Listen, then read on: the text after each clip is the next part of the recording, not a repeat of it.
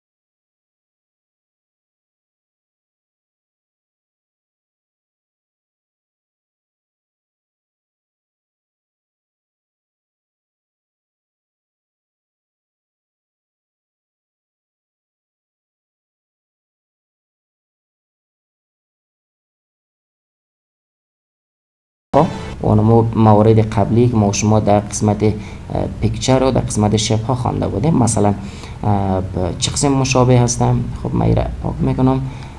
به این خاطر مشابه است که این قسمت شپ استایل اگه برین تمام اون بعض دیزاین های آماده را دادم. شپ فیل در داخل شپ از ما چی باشه؟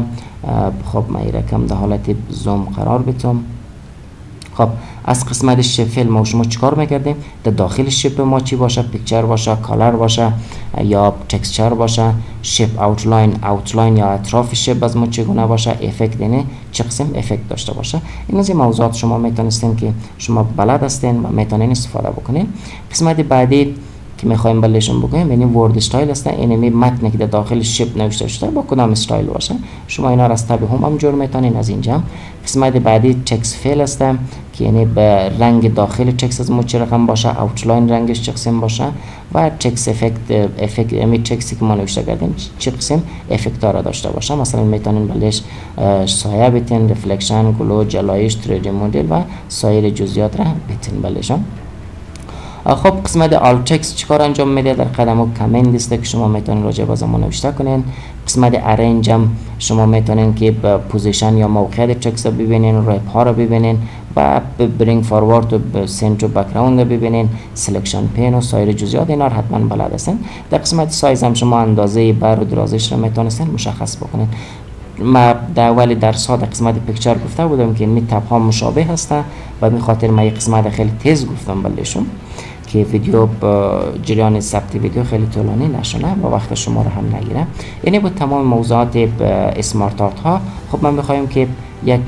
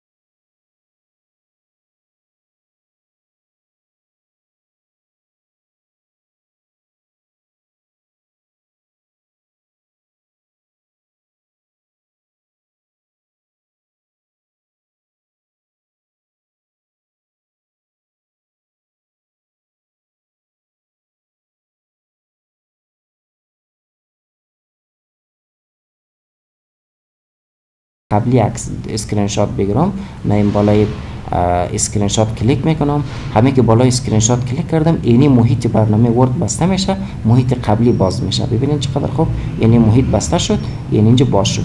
شما اگه خواستین اسکرین شات بگیرین این قسمت اندازه رو مشخص میکنن. ببینید چقدر خوب، ما یعنی اندازه از سرتیفیکیت رو مشخص کردم و ایره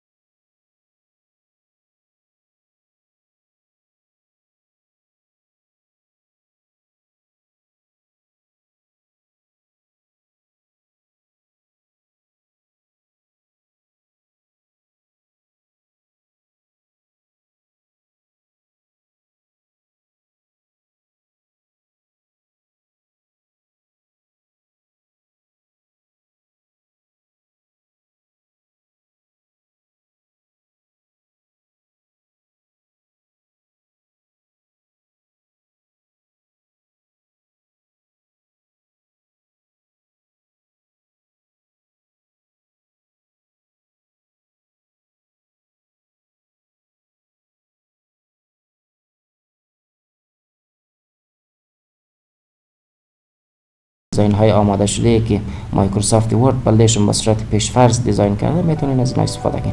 از اینا که خوشم نامد شما میتونین از قسمت درا تکست باکس استفاده بکنین. ما میخوایم که از قسمت درا تکست باکس ایجاد بکنم و خودم به صورت دلخواه به یک جای را مشخص کنم تا داخل از متن انتخاب کنم.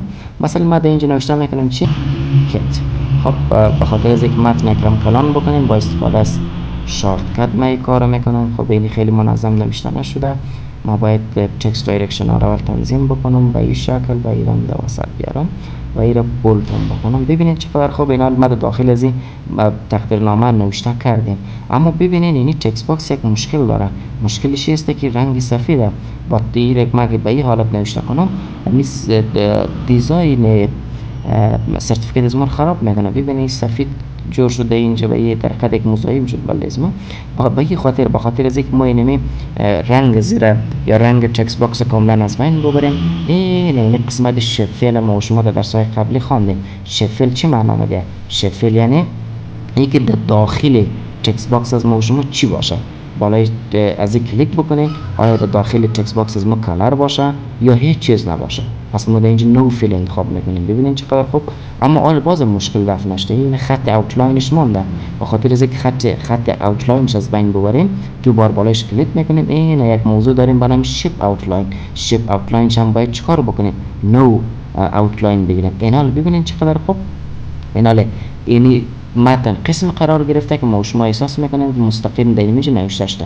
در صورتی که بالایش کلیک بکنیم میفهمیم که این توسط تکست باکس ایجاد شده. این است. به این طریقه شما میتونید چیکار کنید؟ از تکست باکس ها استفاده کنید. مثلا ما اول نوشته میکنیم چی؟ مثلا جمهوری اسلامی افغانستان. جمهوری اسلامی چی؟ افغانستان مثلا.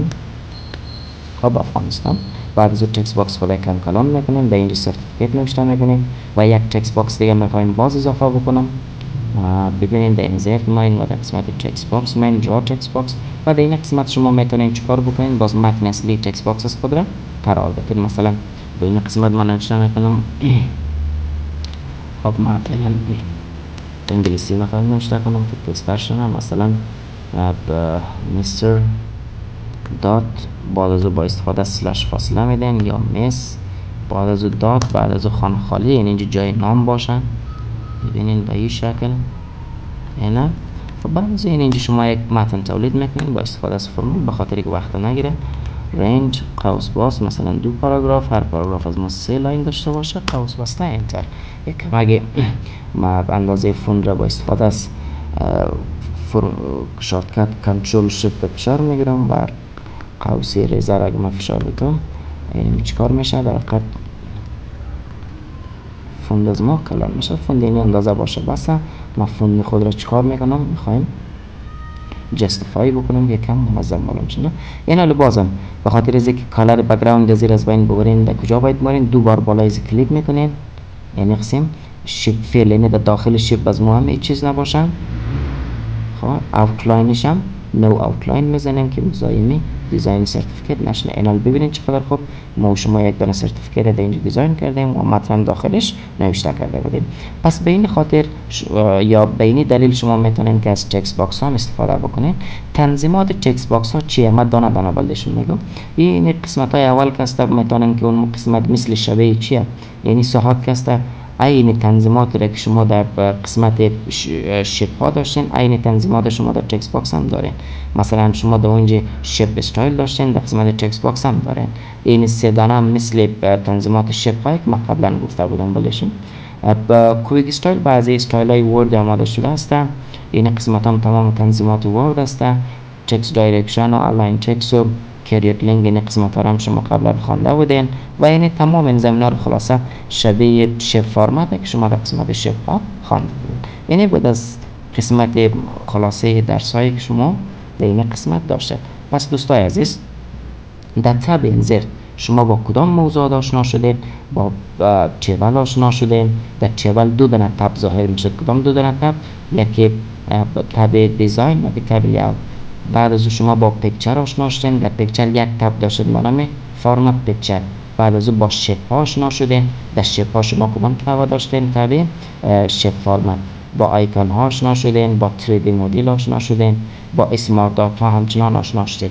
در اسمارت آرت کدام 2 دانه تب داشتین؟ یکی تب فرمت، یکی تب دیزاین.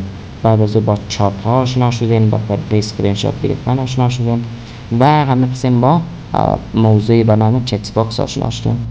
تکست باکس هم یک تب جدید ظاهر میشد به نام کدام تب شیپ فرمت. امیدوارم که این موضوعات در تب انزرت به خوبی استفاده کرده بتونید. تکست همچنان یافت. امیدوارم که درس‌ها را با وجه احسن بخوانید. یک موضوع رو می‌خوایم دوستان عزیز بگوییم که کامپیوتر مضمون نیست که شما حفظ بکنید یا تنها با دیدن بیاموزین.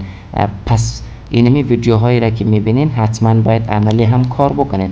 کامپیوتر پیش روی شما باشه و در کامپیوترهای از خود عملا کار بکنید. شاگردای آنلاین از ما الحمدلله کامپیوتر دارن. مؤسسه بلدشان کامپیوتر بهترین کامپیوتر را داده و امیدوار هستم که شما با استفاده از این امکانات از درس ها به صورت عملی کار بکنین تا خوب یاد بگیرین. و دوستای عزیزی که از طریق شبکه‌های اجتماعی ویدیو از ما رو میبینن، هم امیدوار هستم که تنها به دیدن اکتفا نکنین بلکه عملی هم کار بکنین.